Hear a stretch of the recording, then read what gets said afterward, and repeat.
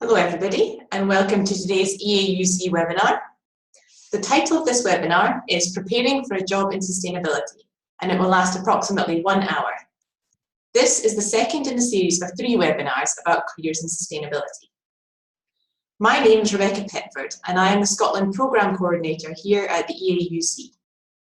If you have any specific event, webinar or training requests, please do get in touch with us at any time.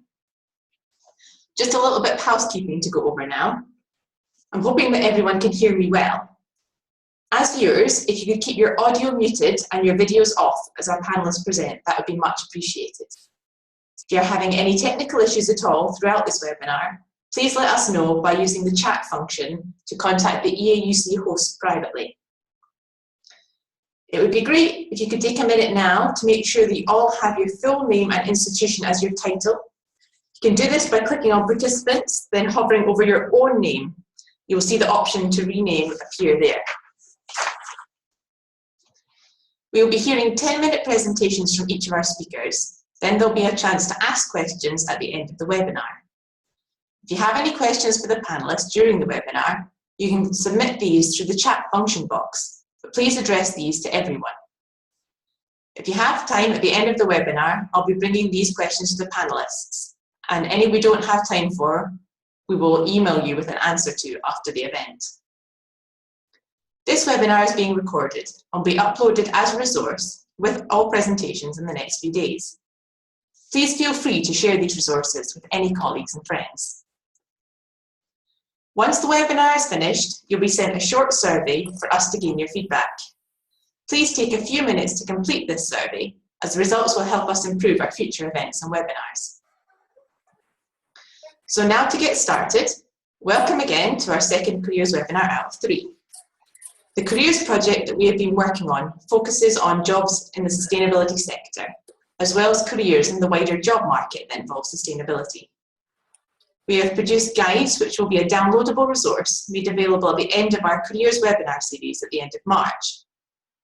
These guides will share advice on understanding, preparing, finding, and then winning a sustainability job.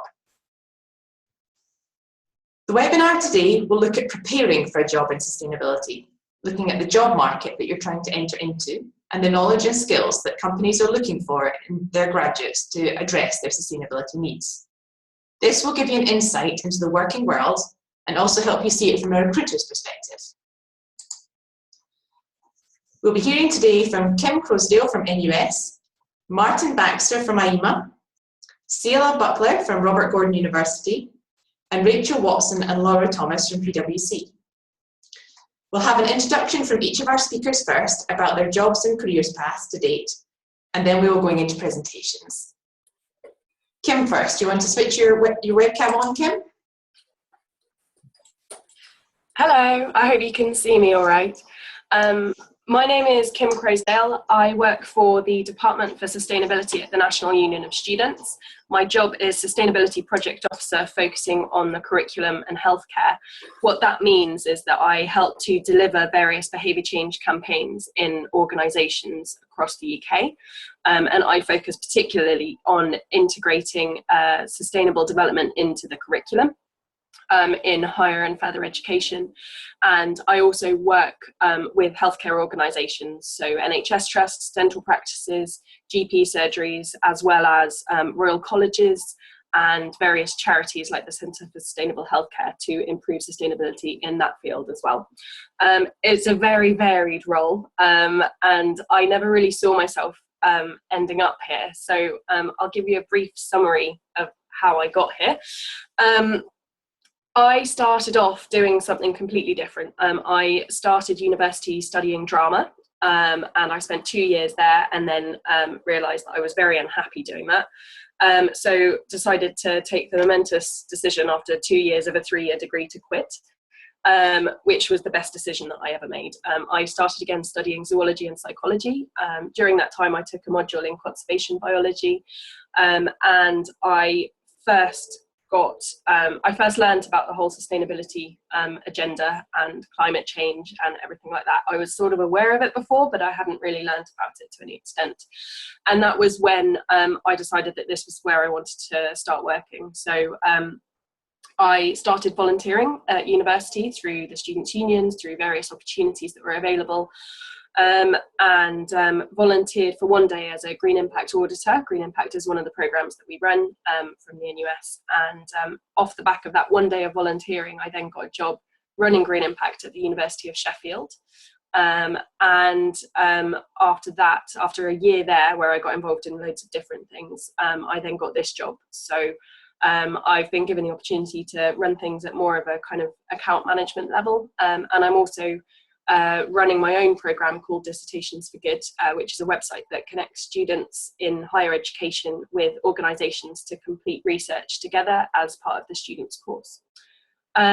So sustainability is very much a part of my job. It's everything that I do. I am trying to help others incorporate sustainability into everything that they do, and I'm trying to raise awareness as well as help people actually get this stuff done, which is it's inspiring and frustrating in equal measures. I'm sure that a lot of people will agree when I say that some of the most amazing stuff that I've ever heard about has come out of the sustainability field, just people wanting to change things. But at the same time, it can be incredibly frustrating to try and get your point across to people who don't see the validity of it. So I'm going to do a little bit later about employer attitudes towards and skills for sustainable development, and hopefully that'll help you to feel like you can overcome it when you eventually start to graduate and look for jobs. Excellent, thanks very much, Kim. Right, Martin. Hi everybody, I'm Martin Baxter. I'm Chief Policy Advisor at IEMA. I've had quite a long career in sustainability, so I started with an undergraduate degree in Earth and Life Studies, and I followed that with a Master's in Environmental Assessment and Management at Oxford Brookes at the beginning of the 90s. I think I've probably been quite lucky in a way in that a lot of my career has been as the environment and sustainability movement has sort of accelerated and developed, and I've been able to develop my career alongside it. So whether it was like some of the early days about impact assessment, remember our Common Future, which was the first approach to sustainability in the UK as a government white paper in the early 90s, into the Kyoto Protocol and various other aspects. In my role at IEMA as Chief Policy Advisor is quite an outward facing role. So I do a lot of work nationally and internationally on standards. So I head the UK delegation to ISO on all environmental management standards. That covers management systems, auditing, footprinting, accounting for climate change, emissions. So that's quite a broad range of activity. And I've just been appointed to chair a group in ISO with about 80 countries. So that will be a test of my slight diplomatic skills, I guess, to try and ensure consensus across a broad group of countries, particularly when we're on to things like accounting for natural capital, which is an area of standardisation that falls in some of my work area. At a European level, I represent the UK in a European Commission scheme, so the Eco Management and Audit Scheme. So that's me working with, again, 27 other countries, I guess not for too much longer on that one. And I also, I'm the lead person for the UK on something called the Strategic Advisory Body on the Environment, which is part of the European Standards Organisation, SAN. That provides an interface between the European Commission and the standards making community about how voluntary approaches can be better utilised to achieve European policy outcomes. Part of my role as well is obviously about setting the strategic programme for IEMA across a whole range of sustainability related issues. So whether it's our webinar programme, some of the advice and content that we provide in terms of our publications, and our work with government in terms of just advising on policy and looking at areas where we can change the law. So yeah, quite a diverse sort of programme of activity, which I'll cover a little bit later on. Excellent, thanks very much, Martin. Right, Sarah, you up next? Great, okay. Yep, I'm Sarah Buckland. I'm course leader for the MSc in Corporate Social Responsibility at Robert Gordon University. I didn't start out having anything intentionally to do with sustainability as such. I did my PhD as a social anthropologist. and have always worked on community development, community cohesion issues, which are peripherally connected to the sustainability agenda, but not in a very focused kind of way. That changed in 2013 when I went to West Africa to work on a number of corporate social responsibility programs. And the first one was an evaluation of a cocoa farming project, which had intended to ensure the sustainable supply of cocoa beans to Cadbury's and later Kraft.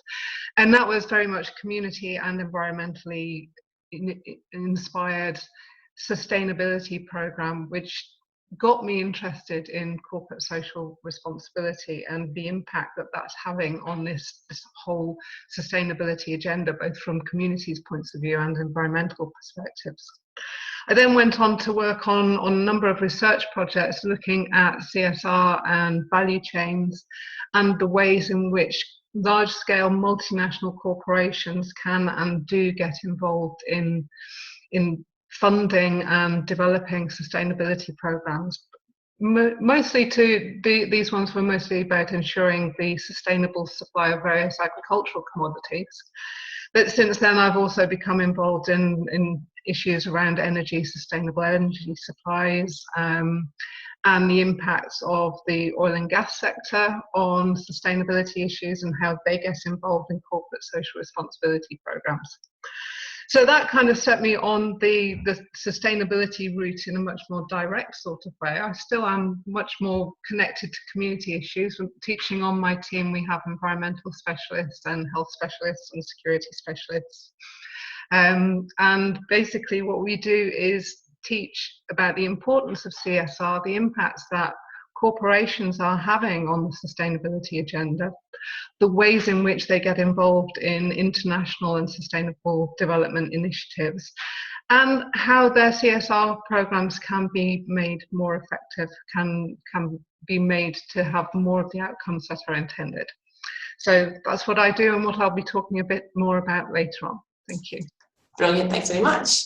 Right, should we go on to Rachel, please? Hi there, so I'm Rachel Watson from PwC and I'm a sustainability and climate change consultant. So a bit more about my role. So it's very project-based and also client-focused, and we help different organisations to, one, become more aware about their sustainability impact and also how they can improve this. So it's very varied. I work on multiple projects at once with different clients who are both UK based but also international based, so it gives me an opportunity to work with different territories, which is great. I specialise mostly in two areas. One is around climate risk and how companies can look at the risks they're having, whether it's in their supply chain or whether it's in the financial sector, and also around impact measurement and helping companies to look at their environmental, economic, social and tax impact that they're having on the business. It's a bit more about my career path. I started off doing a geography degree. Once that finished, I then did a master's in risk and environmental hazards at Durham University. And from this, I knew that I really wanted to work further in sustainability world and was looking at jobs, etc. But I actually first, before diving into sustainability, did the wider graduate route at PwC, our management consulting grad scheme. And from this, got experience working within the sustainability and climate change team. And then once the program finished after 2 years, I graduated into this. Pass you over to Laura now. Hi, I'm Laura Thomas, and I am the recruitment manager within PwC, and I recruit the graduates into the consulting team. I've been with the firm for about 3 years, but prior to that, also did a geography degree at Leeds, but then specialised straight into recruitment and have been working here ever since then, really. And that's basically me. Thank you. Excellent, thanks very much. So thank you to all the speakers. I hope that's given you a good idea of who you will be hearing from today and how they gained the insight that they'll be sharing. We'll now move on to the presentations. Kim, would you like to share your presentation now?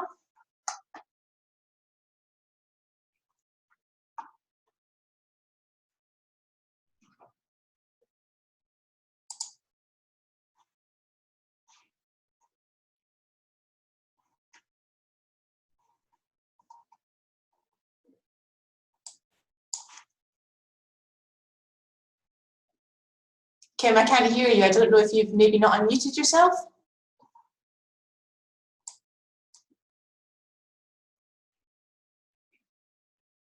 Sorry, I couldn't find the button, it disappeared. So hopefully you can hear me now, and can you see my slides as well? Yes. Yes, excellent, thank you. So I'm going to do a very quick roundup of some research that we've been doing over the past few years. It's not research that I've been involved in, but Rachel, who leads on it, couldn't make it today, so I'm doing it on her behalf. I do know quite a lot about it, so I'll do my best to answer any questions. Yeah, I'm just going to do a quick roundup, so rather than any in-depth detail. So the research that we've been looking at has been employer attitudes towards and skills for sustainable development, and we've been doing it alongside some research that we've done on student attitudes as well. So first of all, I'll give you a bit of background about the kind of employers that we've been involving in this research. We've had a wide variety of types of employers. That includes organisations that are very small, from 1 to 24 employees, to those that have got 500 plus employees. We've got all sorts of different limited companies, academia, charities, public limited companies, or incorporated companies, and they're in all different sectors as well. So we've got a really nice range of organisations. Some of the respondents have been senior leadership, and some have been HR and recruitment. And you can see the split there. So some examples of specific companies are Asthma UK, Epsom and Ewell Borough Council, Wilmot Dixon, Marks and Spencer, Freshfields, Waterstones, Royal Navy, CB&I Limited. So really wide variety, some of whom are quite vocal about their sustainability work, and some of whom aren't quite so vocal and aren't quite so ahead on it. So in terms of the students then, we've been running annual surveys since 2010, so we've got 6 years of data, and we are developing longitudinal data on trends and demands from students. Again, we've got a huge variety of respondents from all years of study, all disciplines, all across the UK, and there's no reference to sustainable development in the promotion of any of this research, so it's not coming from people who see sustainable development or sustainability and think, oh yes, that's what I'm interested in. We've also got some huge numbers of respondents. So overall, we've got over 30,000 people responding to these surveys. And you can see it's quite a good split between different levels of study as well, in further education and in higher education. When we talk about sustainability skills and understanding, these are some of the things that we mean. So using resources efficiently, looking at global problems from the perspective of people around the world, planning for the long term and the short term, causes of inequality in the world, understanding how to create change, understanding how human nature is affecting nature, human activity is affecting nature, considering ethical issues that are linked to whatever subject or field they're working in, solving problems by thinking about the whole system, communicating complex information clearly and effectively to different audiences, looking at a problem using information from different subjects or disciplines, and challenging the way that we do things now, like business, political, education. Whenever I refer to sustainability skills, these are the kinds of skills we're looking at, and these are the kinds of things that we have explicitly talked about within the survey.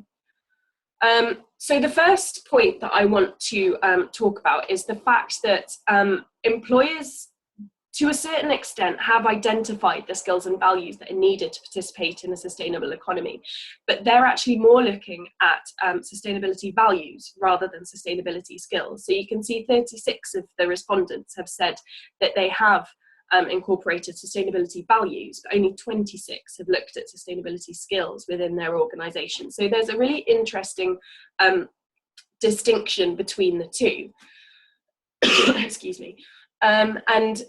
This is then fed through into the fact that sustainability skills are less incorporated into the business strategy and policy for organisations than values are. So you can see that top line graph there says that 23 people agreed that values were incorporated and 15 people strongly agreed, whereas the second bar graph below it shows that only 18 people agreed and 9 people strongly agreed that sustainability skills are incorporated into the business strategy. So you can see that although it is happening across the board, there's far more response to the values rather than to the specific skills. And this, interestingly, then goes across into the fact that employers are reporting that there are skills gaps. So this graph shows the response to the question, how confident are you that your organisation has the skills to compete in a sustainable economy? And the first bars there show that people who said they were very confident, and the second shows people who said they were reasonably confident, but that there are skills gaps. You can see this is by far the highest response for both senior leaders and for HR. So they're reasonably confident that sustainability is incorporated into their organisation, but actually they're not entirely clear on what those skills are and how they can fill those gaps.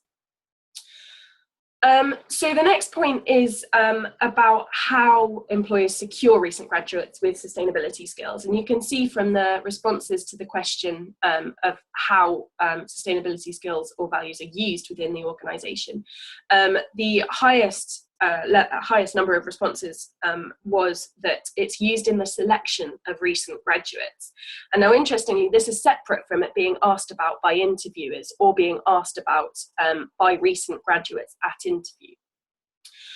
It is, to a certain extent, included in all staff training, which is really good to see. But it's a little bit unclear about how that selection of recent graduates is used. So it may well be in things like job descriptions, and they're looking for it in people's CVs and when they first apply to a job, as well as through the interview process. And if they've got any activities people do during the interview, so sometimes you have to do a short activity to show that you can do something like using Excel or something like that. It may be incorporated into those activities.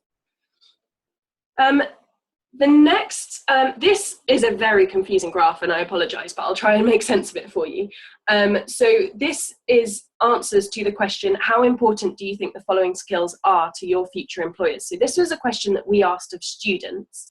And then on the left of the screen, you can see the answers. So use resources efficiently, planning for the long term as well as the short term, acting as a responsible citizen and locally and globally, analysing using many subjects, and understanding people's relationship to nature. And then on the right side of the screen, you can see people's responses. So you can see very clearly that students believe that it's very important for them to be using resources efficiently. And this is from 4 years of the data that we've got. And they also believe it's very important to plan for the long term as well as the short term and act as a responsible citizen. Those were the 3 consistently highest scoring results. And this is quite well reflected in the research that we've done with employers. So when we asked employers similar questions, which was, to what extent do you agree or disagree that recruiting recent graduates with the following skills would enable your organisation to participate in a sustainable economy? They reported that using resources efficiently is very important. So the pink bit there is people who strongly agreed, and the yellow bit is people who agreed. They believe it's also important to have graduates who can plan for the long term as well as the short term, and those who can act as a responsible citizen locally and globally. But interestingly here, they also believe that it's very important for students to be able to adapt to new situations. And this is something that didn't come out of the student research, but it is very important for employers. And this slide is a slightly different question to the employers, and it's about satisfaction. So we were asking employers, to what extent are you satisfied or dissatisfied with the following skills amongst graduate employees? And you can see that they're pretty satisfied with graduates being able to use resources efficiently. So that yellow bit is fairly satisfied. The pink, bright pink, is very satisfied. So you can see that's a fairly high proportion of people saying they're satisfied with how graduates can use resources efficiently. Similarly, for planning for the long term as well as the short term, and acting as a responsible citizen locally and globally. And then when we look at that adaptability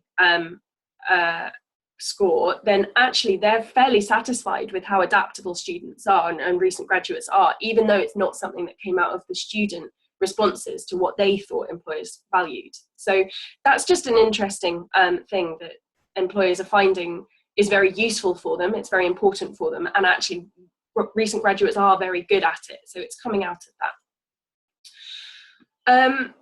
This again was asking students. So we asked them, how important do you think the following skills are to your future employers when compared against each other? So people had to rate them. So they rated 1 as the most important and 2 as the second most important. Again, apologies, it's a really unfriendly graph to read. But here you can see communication scored incredibly highly. A lot of people was putting it as rank 1 or 2. Team working, again, was similarly very high, and self-management skills as well. But here you can see there's a lower score for business and customer awareness. So people don't believe that that is one of the 3 or 4 most important skills. But when we talk to employers and we ask them about their satisfaction with the following skills amongst recent graduates, we found, again, teamwork, they're pretty satisfied with that, self-management skills similarly, and some of the communication questions that we asked. Excuse me. But they were less satisfied with business and customer awareness. So you can see the green and the purple there have got slightly higher scores as being fairly dissatisfied, and neither satisfied or dissatisfied. So that's something that we can look to improve, and relating business and customer awareness to sustainability is quite an important skill for students and recent graduates to be looking at. So as a roundup of some of the points that we have found from our research then, first of all, employers are currently rating sustainability values as more important than skills. It's reflected in a skills gap within organisations, although some still seem confident in their ability to navigate a sustainable economy. Organisations seem to identify skills through selection processes of recent graduates. And the most important sustainable development skills for employers are using resources efficiently, planning for the long term as well as the short term, acting as a responsible global citizen, and adaptability. They also value communication, teamwork, and self-management, but we do need to look at improving business and customer awareness. Excuse me, sorry, I'm just getting over a cold, so I apologise, I keep coughing. If you're interested in more information, Rachel Drayson is our Senior Research Officer who has compiled this research. You've got my contact details there as well. There's a link there to find out more information about this specific research, and then there is a link to our website as well. So that was everything from me. Thank you very much, and again, apologies for coughing at you. Thank you very much. We will be sharing these slides later, so you'll be able to use those links as well. While Martin is getting his slides set up and shared, can I just remind you all that if you've got any questions for any of the presenters, you can write them into the group chat button. Just select that you want to send them to everybody, so I can read them at the end. Thanks very much. Okay, so hopefully you can see my slides okay. So I'm going to look a little bit about skills for a sustainable economy. And I think from an IEMA perspective anyway, one of the things that we do focus on is, well, what's the real challenge that we're actually trying to solve and resolve? And you know, we tend to start on population. So we have a current global population according to the UN of about 7.3 billion people, and the central projections are this is going to rise to about 9.7 billion by 2050 and over 11 billion by 2100. It's not just a developing country issue. The UK population is projected to rise by about 15% over the next 15 years. And we also have within this population dynamic a big rise in the growth of middle class, particularly in places like China, where people are becoming more affluent. And with that population growth and growth in sort of like middle class affluence, then what you see is a big demand for materials, for resources, for energy, for food, for infrastructure, for material things. And that puts incredible pressure on natural resources. So, and also on social systems. So what we see is that this sort of like large scale consumption is going to drive significant environmental change, and that's going to have big challenges that we're going to see and going to have to face up to. And business is going to have to face up to that as part of this whole dynamic. From an IEMA perspective, we talk about the transition to a sustainable economy. So for us, this is about how do we deliver this economic and social value in a way that's going to be low carbon, resource efficient, enhances natural capital, respects human rights. So that, if you like, frames where we see the need for business to be a major part of the solution.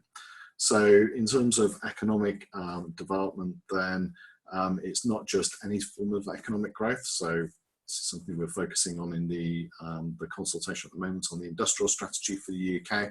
But it's also about what's the social value of business acting in the way in which it does. So whether that's in terms of jobs, whether it's in supporting communities, and then it's about the environmental impacts that they have, and to the extent to which we can sustain and enhance natural capital through using resources more effectively and living with the environment rather than pushing against it. So that sets us like a framework for some of the activity that we see businesses in terms of on their journey. It's often quite useful to set out what we need to do when you start to look at this through the lens of products. Given that we are such a consumer focused and therefore sort of like consumption based like society and economy, then it's about how do we tackle things through the products and services that we're providing and consuming. And I have to sort of like say, first of all, this is not my lunch today, but what you would see is if you start to take a sustainability lens through, for example, crisps and cider, then it starts to interplay some of the skills and capabilities that employers are needing. So with crisps, what we see is potatoes, very much dependent on water and water supply for growing. So you see PepsiCo providing, who own Walker's Crisps, providing soil moisture testing kits so that farmers and growers can optimize water inputs. Water is very expensive, also a big environmental issue. So if you put too little water onto a potato crop, then it lowers yield, which is not good for the farmer, but also has a supply chain slight risk inherent in it. And if you over irrigate as well, so by working with your supply chain, you can start to optimize the quality of what you have as a raw material input into your process, but also make sure that environmental challenges are being better faced up to. When you get a potato to a Walker's Crisp factory, then what you'll see is that about 90 to 95% of that potato is water. Now, when you like wash, slice, and fry potatoes to make crisps, typically that water would have been vented to atmosphere as steam. It's not a big environmental problem in itself, but what it is an environmental resource which could have been better or could be used. And so by clever sort of like process engineering, then you can sort of condense that steam and start to use it in the factory to manage some of the processes. So you can start to reduce your dependence on other water inputs and become more of a sort of like closed loop manufacturing system. You still have the challenge of how do we make crisps more nutritious and maybe less of a health related issue. And if you look at, for example, their baked crisp range, then what you would see is that they use a lot less fat in their product. But by baking crisps, then you potentially use a lot more energy because it takes longer to actually do that. So depending on your energy sources, then that can drive an increase in carbon emissions. But by reusing potato peelings and offcuts and things like that, then you can use bioenergy on site to actually start to generate the energy that you need to make the crisps. So you can see that by taking a sustainability lens through both the relationship that you have with your supply chain into actually the operational way in which you can configure systems internally to having an eye to how you can improve your product, maybe in the eyes of consumers, that you can have a successful product which actually has the lower impact, whether it's from an environmental or social perspective, and that takes a different way of looking at things. From another perspective, cider is quite an interesting one because there's a drinking hierarchy. So as temperatures increase with a changing climate, then people's drinking habits in terms of alcohol change, and people move from drinking spirits and wines to drinking more beers and lagers. But as temperatures increase, then they grow, then they lean towards drinking more ciders. And the shock horror would be if it gets too hot, then people stop drinking alcohol altogether, which is a little bit off the scale. But when it comes to to this, then you think, well, fantastic, you know, the market for cider growing is, for cider drinking is going to grow. But the downside is that with a changing environment and with a changing climate, then the yield which is currently given and provided by orchards in the UK isn't going to be sufficient under, you know, forthcoming climate scenarios to be able to support the growth in demand. So what that requires is then skills to be able to research new forms of apple tree, which will be more resistant to different types of pests and diseases, which we expect in the UK, that will be more tolerant to water stress, which is another big potential, and also which will sort of like, when it comes to the apple blossoms, they might be setting at a different time of year. So it's about having that longer term approach to some of the business opportunity that you might have here, but also what the threats might be, and how you then start to put in place some of the longer term systems and processes, working with farmers and growers over a longer period of time to research new varieties and get those grown in the UK so that you can sustain that yield. And that again drives a need for certain types of skills and capabilities in terms of organisations. And that whole product side does come in as well when you start to look at how, as a business, you can influence things and how the things that you control in your organisation can be used to affect change out there. So here we have shower gel. I mean, if you saw on the video, you would see that I don't use a great deal of shampoo, but shower gel and shampoos, when you look at the life cycle impacts of them, then the impacts of them are not really down in the supply chain. They're not in the manufacturing or even in the logistics parts of the supply chain and the value chain, but it's actually in the home. So the biggest impacts are both in terms of carbon emissions from heating water and in terms of water consumption. But by clever process design and by using different enzymes and proteins, then you can have a product which will give you a great lather, etc., and smell beautiful and give you a clean body or clean hair, but it washes off your body more quickly. So by increasing the speed at which these products rinse off your body, then you can have a significant impact in the consumer side by reducing impacts. So that's a way of using creativity in terms of design and understanding what might be needed in terms of consumer behaviour to drive their impacts. Looking more to the future, I think one of the things that we recognise is this need for flexibility in skills and in organisational thinking. So with the projected growth of electric vehicles and the investment that is going into battery technology, etc., then what we would expect to see is that as we have a greater increase in electronics and electronic mobility, then whether it's a gearbox or exhaust systems or catalytic converters, actually if you're manufacturing in those parts of the value chain for mobility, then you're going to be going out of business. So the question then is about how can you start to take a long-term view to the skills and capabilities that you need in your organisation, maybe to move in this case from mechanical engineering more into electronics and electrical engineering, and start on a macro level to sort of move the whole sector forward. So how are we going to do it? Well, from an IEMA's perspective, this corporate sustainability journey, what we know is that not all organisations are starting from the same place or are in the same place in this journey. So you might be a champion, so we talked about Unilever earlier on, or M&S, those who are seen to be really leading this agenda. But equally, you might be working in an organisation where you are at different points in this journey. And we've laid this out in our work on the Beyond the Perfect Storm. So there's a download that you can get outlining this journey. But you might be working in an organisation where people are focused firstly on complying, or dare I say, it might even deny that there's a big challenge or a problem for them to face. You might be focused on risk mitigation as an organisation, or taking those steps to generate opportunities from this move to sustainability. But wherever you are in that, then skills are going to be critical. So working with people, it's going to be about collaboration, enhancing knowledge, working together. I think the work from the NUS in terms of values and aligning those with where the organisation needs to be are absolutely critical, and that's where organisations are having to move forward on.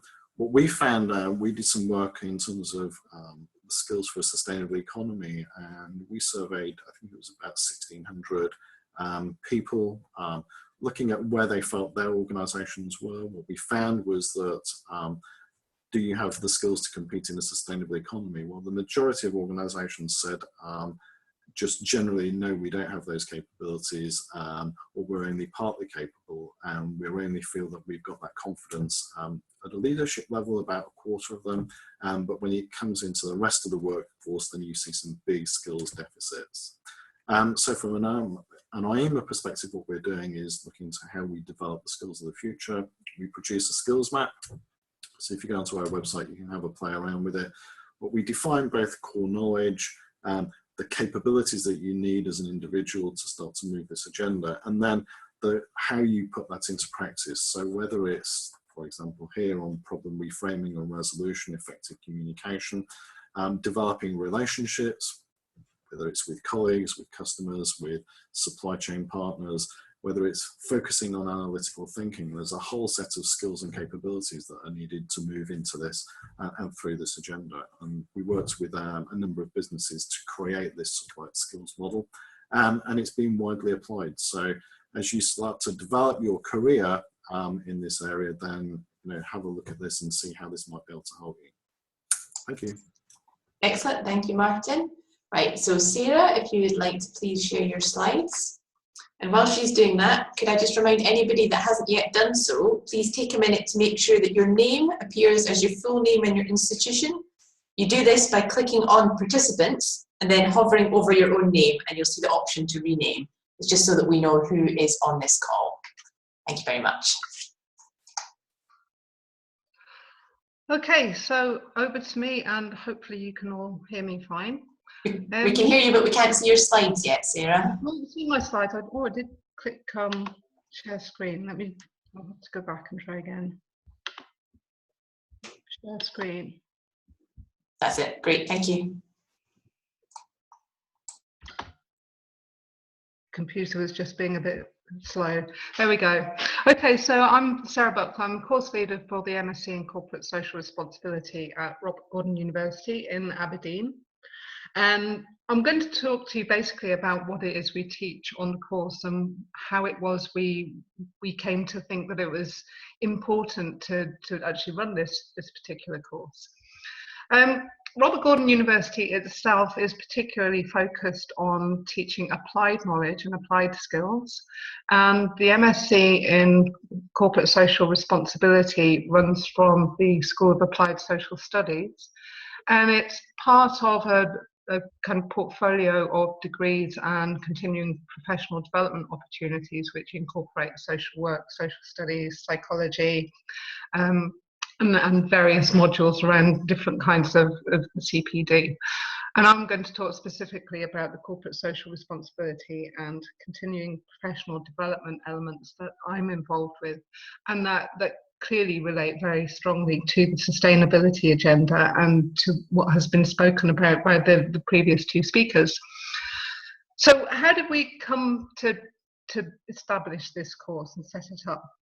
It began as an MSc in Corporate Social Responsibility and Energy, because in Aberdeen, the energy sector, particularly the oil and gas sector, was very visible.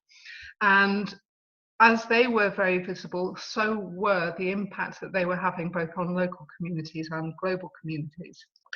And it was felt important to try and equip people with the skills and the understanding to be able to work in these organisations from a CSR point of view. And the organisations themselves did all have different agendas, but some kind of agenda around sustainability and sustainable values. Since then, and since my coming onto the course in 2013, we've expanded it, and we now offer both the corporate social responsibility with energy route and corporate social responsibility with sustainable development route.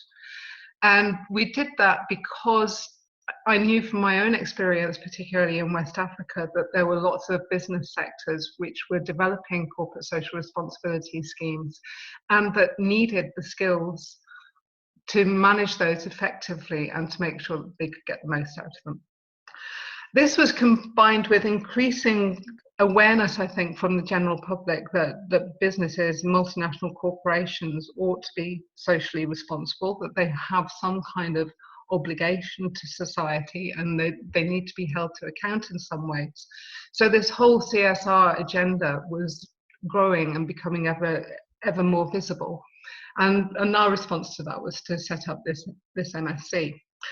And more recently, we've added in some particular teaching elements around local content management, because that is something that, particularly in the developing world, is growing and proving to be quite a challenge for private sector, for industry, as they are expected to meet the requirements for sourcing locally, for their supply chains being informed locally, and through ensuring that there are the skills in the local workforces that they can meet these local content requirements. So what do we actually teach? As I said, we've got 2 exit routes. One's an MSc in CSR with energy, and one is with sustainable development. They're both offered full-time on campus, and that takes 1 year, or part-time distance learning, and that takes 3 years. We tend to find that the people doing the part-time distance learning are people who are actually working. They're working in maybe sustainable development jobs, or they're looking towards moving into that area. Those who come and study on full-time on campus are more likely to be fairly recent graduates, or have got scholarships, or want to branch off into the sustainable development route. It's suitable for those with experience in lots of different industrial sectors, for instance, oil and gas, renewable energy, agricultural commodities, finance, telecoms, and so on. And the modules that we offer, we offer both as part of the MSc and also as standalone modules, which we can provide as bespoke training for corporations. We can go and provide them on site, or we can do them by distance learning, or they can be built up to create the necessary credits to get postgraduate certificate, diploma, or MSc. What we study in the first phase, we have these 4 modules on the slide here, and these, I think, they relate both to the values and the skills element that Kim was talking about. We look at, for instance, the role of business in society. What should be, what could be the role of business in society? What kind of philosophical concepts underlie our thinking around what business does do and what business should do in society? So we think around all these issues and look at the different values that different corporations might have, and different ways of looking at this as well. So we explore different perspectives rather than the sort of taken for granted, assumed perspective that businesses often have, that basically their bottom line is to make a profit, a financial profit. We look at the social and economic context in which those businesses operate, the way they interface with different kind of development funds in terms of UNDP, United Nations Development Fund, and World Bank, IMF funded projects, and so on. We look at the role that businesses play in forming and transforming our cities, and that's particularly important not just in the developed world, but also in the developing world, where there's quite a drift towards cities, and that's putting enormous strain on those cities and the infrastructures of them. And we look at sustainable societies and environment, and the links between socially responsible business activities and environmental impacts. In terms of practical skills, what we want to do is pass on some, almost like a toolkit that students can take away with them. So yes, we look at the role of business in society, we look at the values, but we also equip students with specific tools. So for instance, tools which they can use to carry out stakeholder mapping, develop stakeholder engagement strategies, to build stakeholder relationships, to effectively manage interagency communications, which can be one of the biggest issues in CSR projects, because you get, for instance, a private corporation working with a government ministry, working with non-governmental organisations, all have different kinds of work styles, different kinds of communication styles, and ways of managing these effectively so that projects don't get held up through poor communications. We also teach specific skills around monitoring and evaluating, setting performance indicators, getting longitudinal measurements, basically the ways in which you can evidence the successes of programs. Very often we find that CSR programs falter because people aren't collecting enough information or the right kind of information to show whether they're working and why they're working. And we equip people with all the skills that they would need to carry out environmental impact assessments. At the end of phase 1, provided everything successfully passed, you would be able to exit with a postgraduate certificate in corporate social responsibility, or you can go on to phase 2, which is where we look at issues around managing local content. Particularly important in terms of the developing world, which is looking at ways in which the investment from corporations can actually help them to develop both sustainable supply chains and the skills that they need in their workforce to be able to fill roles rather than have expats coming in and filling in. So I particularly enjoy teaching this module, and we look at lots of different forms of capital and the ways that we can understand the interaction between different forms of capital. So for instance, natural capital, manufactured capital, social capital, financial capital. And we explored different ways of thinking around these and the different approaches that businesses can have. And we looked specifically at research design and methods and the most useful ways of carrying out research if you're going to be working in this sort of sector. And it's at this point that students also choose whether they want to go down the energy sector route or the sustainable development route. One is geared more specifically at, was originally the oil and gas sector, but we're now looking increasingly at renewable energies. And we look at health in the energy sector and the ways in which energy has impacts upon the security for particular populations across the world. If you go down the sustainable development route, we have a module on building sustainable community relations, which is all about how to work with communities, how to work effectively with communities, and how to build relationships which engender trust and cooperation, and get away from relationships which might be based on cynicism or some exploitation, so on. And we have a module on ethical and effective leadership. And this is very much an applied module. It's about putting leadership skills into practice and also reflecting on the most ethical ways of carrying out that kind of leadership role. Practical skills, we teach ways to develop and manage local content strategies. We look at supply and value chain mapping and analysis, how to build sustainable supply chains, how to carry out community engagement, including lots of different sorts of participatory research and evaluation techniques. More general research methods in terms of qualitative, quantitative, and interpretive research. Effective reporting is again something that we find to be particularly important, that people understand who they're reporting to, what reporting cycles there are, so that information can be integrated into different business reporting cycles and business planning cycles, and also everything that you would need in order to carry out community impact assessments. On successful completion of phase 2, you would exit with a postgraduate diploma in CSR, either with energy or with sustainable development, depending on which route you had gone down.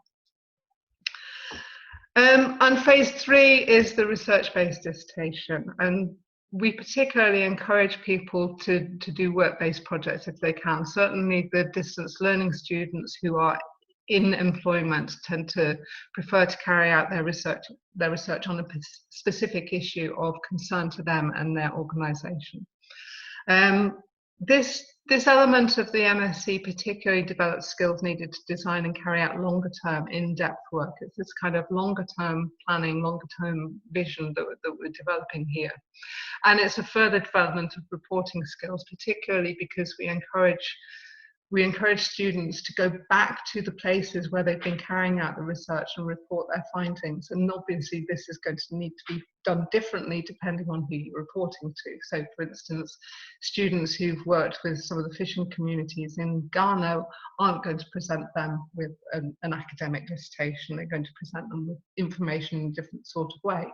So we develop those skills around how to report what kind of information to whom to make it more audience friendly. And it's a real opportunity to research up-to-date issues and to explore potential responses and solutions to them.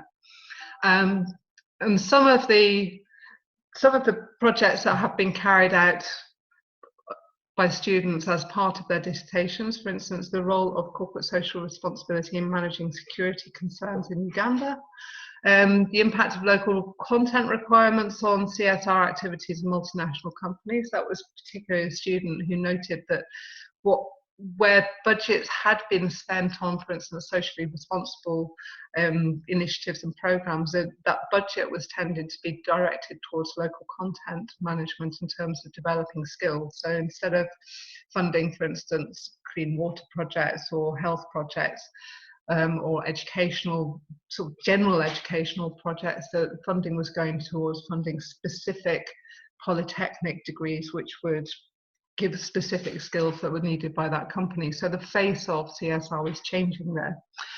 We've also looked at community engagement in carbon capture programs, the relationship between corporate social responsibility and defence of human rights, and how that plays out across the world, and the ways in which finance and taxation impacts upon that.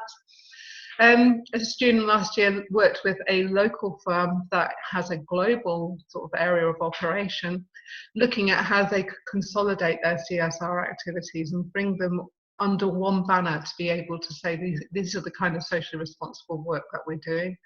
And another student who was looking at impacts of CSR initiatives on development of Liberia. So that's just a few tasters for the kinds of projects that people have worked on.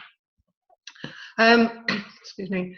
As regards employability and careers, examples of jobs that students have gone on to, we've got students who are managing CSR departments in government ministries, for instance, in Ghana and Liberia. We've got students who've gone on to be involved in CSR consultancy groups.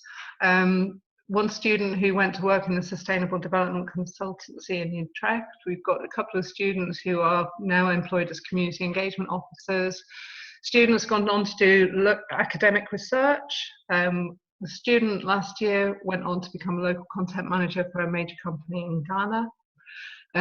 We've got CSR advisors to national government, and we've got a number of students who've gone on to work in PR and communications.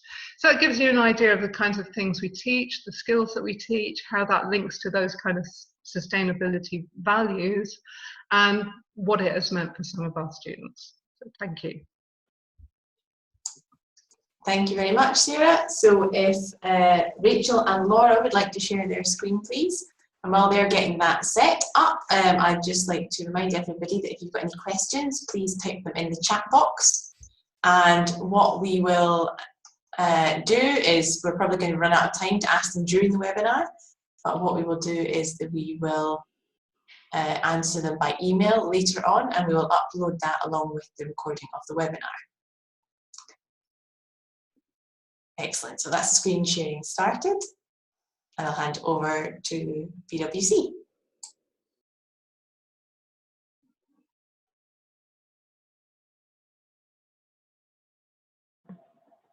Okay, so firstly, just a quick overview of kind of who PwC are. So we are a professional services firm, and we're one of the big four. Just a few of our facts that we're quite proud of. We have been voted #1 in the Times Top 100 Graduate Employee Survey for the last 13 years. So we do really know how to look after our graduates. And one of the main things we're proud of is the fact that these are students voting this. So it's not us who vote. In terms of, we've also been the employer of choice for consulting as well. For the last 3 years, and we've also we've been in the top 50 for the diversity awards, and we're very proud of that as well. So going on to the next slides, Rachel's just going to talk about kind of how we're structured in consulting, and then a bit more detail about S&CC. Great, thanks, Laura. So this just gives a bit more overview into the consulting practice. As you can see, sustainability and climate change is one of many different areas, different competencies, we like to call them, within consulting. We work quite a lot with the other competencies within sustainability, but also the work we do does feature these other areas. For example, we look at sustainability strategy, we look at finance from a sustainability angle, technology, etc.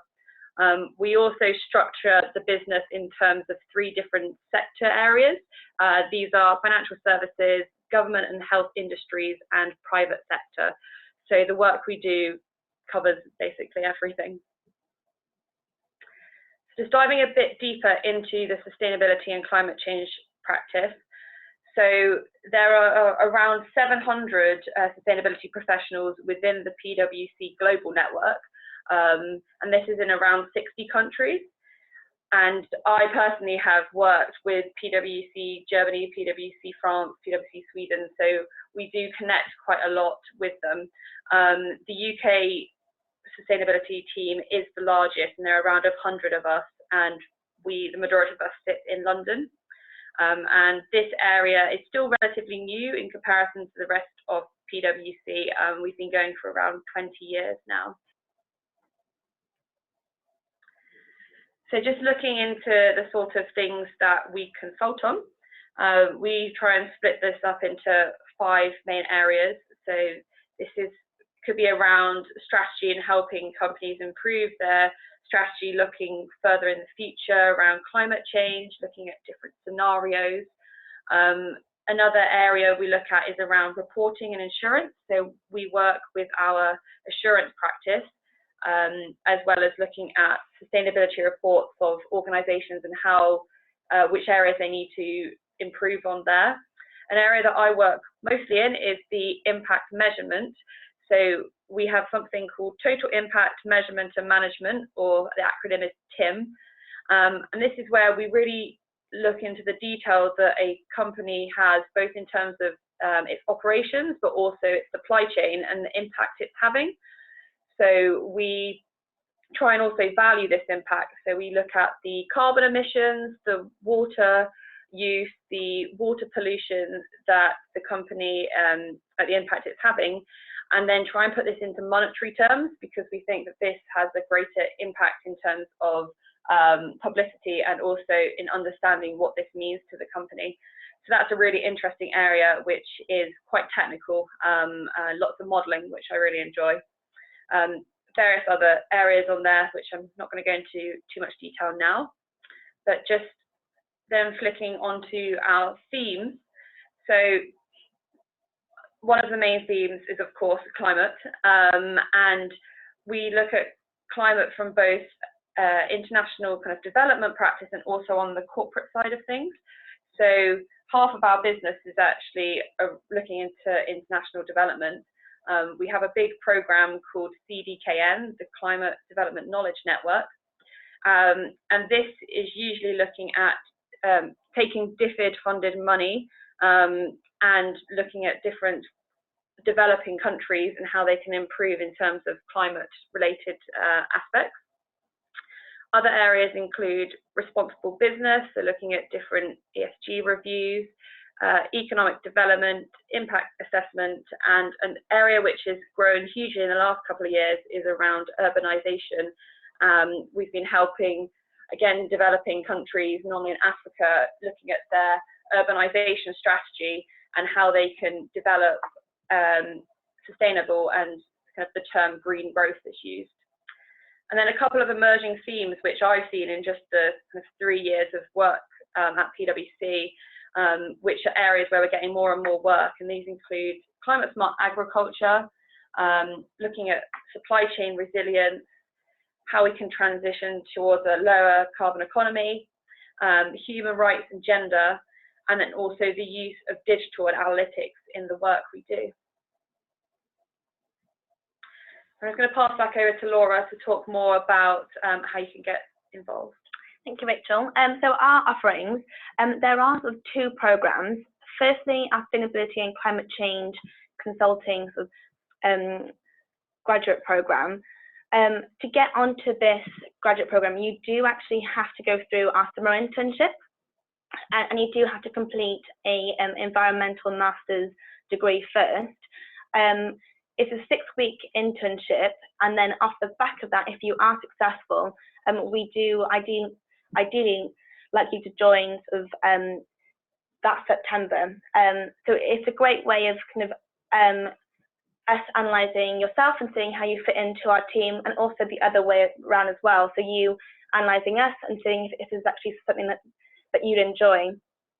So that's our one route. It is quite competitive, but we do also have our management consulting program.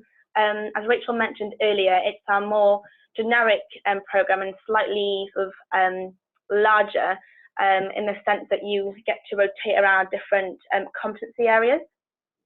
However, that being said, a lot of graduates do come in and then they do sort of network with the S&CC team, and they basically try and get sort of allocated onto those projects. And then after sort of 2 years, you can get promoted into that team as a senior associate. So there are sort of two ways to join the team. So just giving a bit more information about this Foundation for the Future program. As you can see, you're able to rotate around sort of the 7 competency areas, and you're given some cycles of experience where you can basically learn about these different areas. That doesn't mean that you'll be able to get projects in every single one, but hopefully it will help you work out which area is right for you. And then it is kind of your responsibility as well to try and network it and get work in the area that you want to as well. With any of our graduate programs, you are given a mentor and a buddy to help support you sort of through your journey with PwC. So they're there for guidance and also to sort of try and help you work out kind of where you want to end up.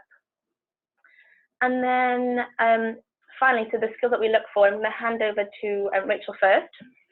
Great, thanks, Laura.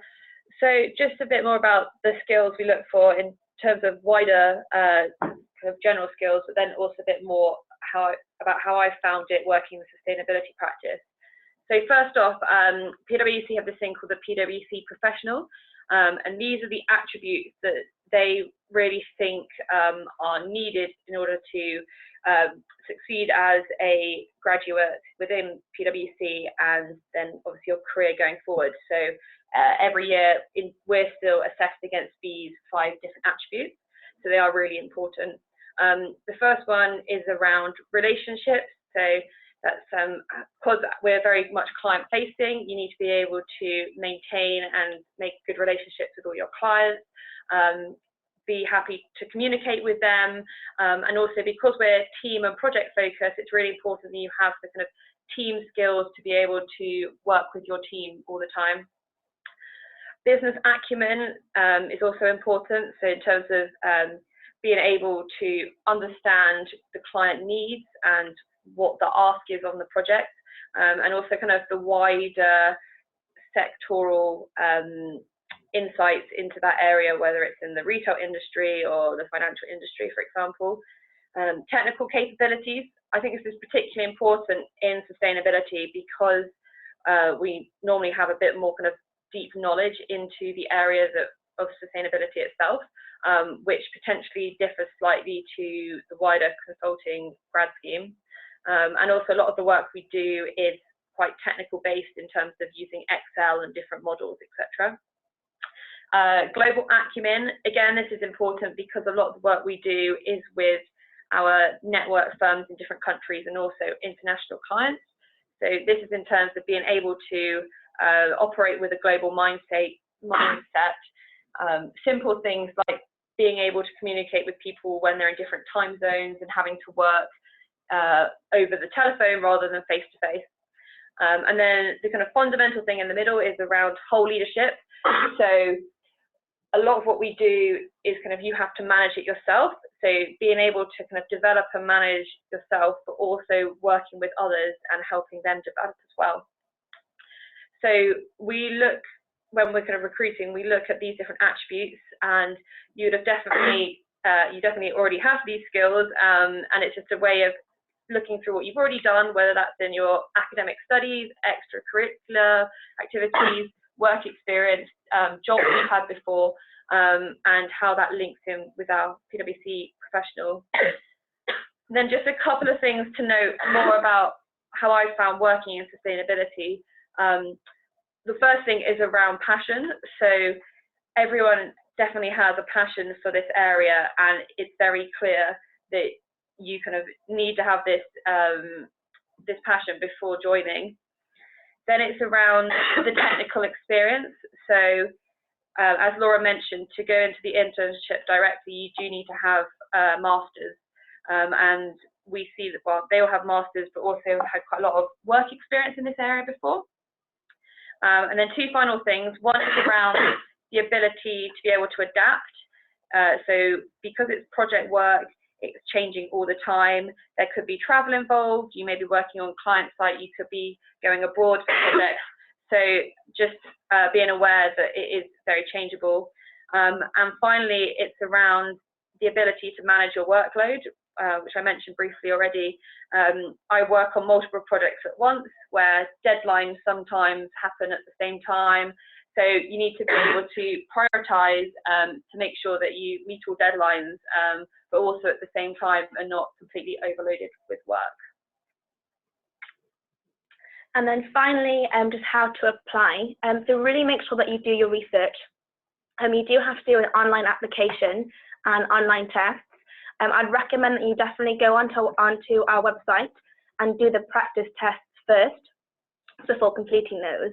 You do have to complete career-focused questions. So why PwC and why this particular business area. So really do make sure that you do your research. You have to, you're given 500 words for each question. I really do make sure that you use the full word count, especially they do sort of like to see that you have a global acumen as well. You then have a first interview, which you're being assessed against the PwC professionals, and I'd recommend to have two examples per attribute. Our assessment day is a written report, psychometric test, and a group exercise, and we're just looking for team players. And then you'll have a final interview, which again is very similar to the first stage. It is competency-based, but occasionally they will ask you more questions about kind of what you know about the team and what are your interests. Hopefully you'll then get an offer, and you'll do some pre-employment screening checks, so we'll just check to make sure that what you have provided is right. And then you'll join the summer internship or the graduate program, depending on which area you have joined. And that is basically everything from us.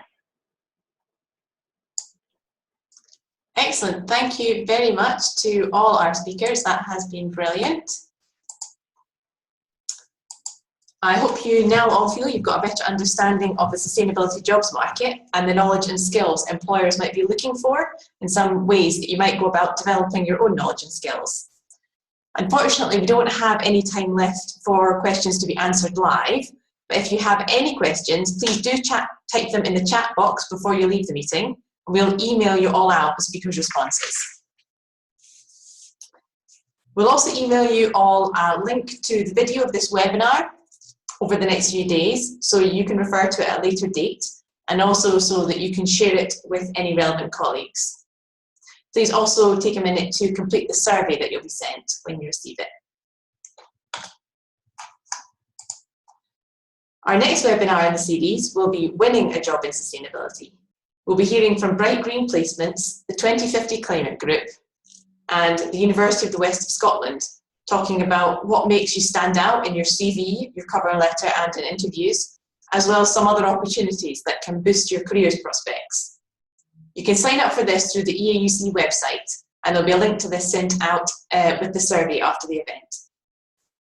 Thank you all very much again for joining us, and have a lovely day.